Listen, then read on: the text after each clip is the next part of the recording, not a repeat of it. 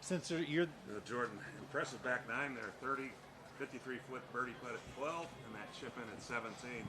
Long time in between when you stopped on Thursday now, but obviously things look to be going well out there for you.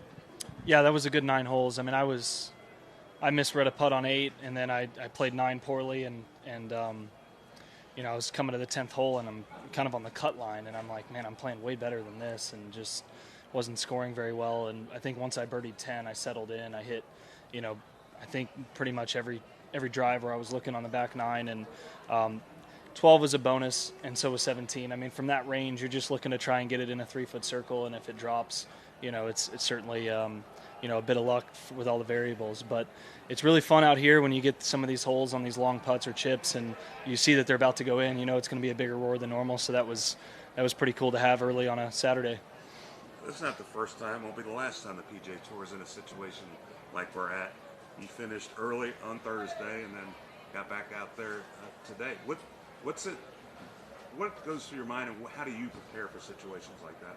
I kind of took yesterday as a practice day. The conditions were really nice. I wish we were playing. It was obviously not, the better end of the draw, but I've had plenty on both sides. So I tried to come out here and get like what would be a normal good practice session day, knowing I was only going to play a couple holes. So I hit a workout, and I did about 2.5 hours of practice, just I'm working on some things right now. So it was actually kind of nice to have a little time to do it in the middle of a tournament, and took a few holes today to really feel like I got it going. But hopefully I can continue to improve as the weekend goes on.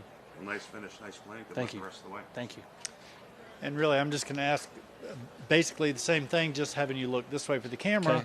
Okay. 566 in pieces and parts for round 2. If you could just kind of recap a little bit about what you told Mark about how you're just trying to keep it all together, given that pieces and parts. Yeah, we knew we were going to kind of get lapped once the first round ended. I thought posting 3 under the first round I think it was the 4th best score in our wave that went off, and that was big because I felt like once we started, I think I started the next round in like 37th, so you kind of knew it was going to happen.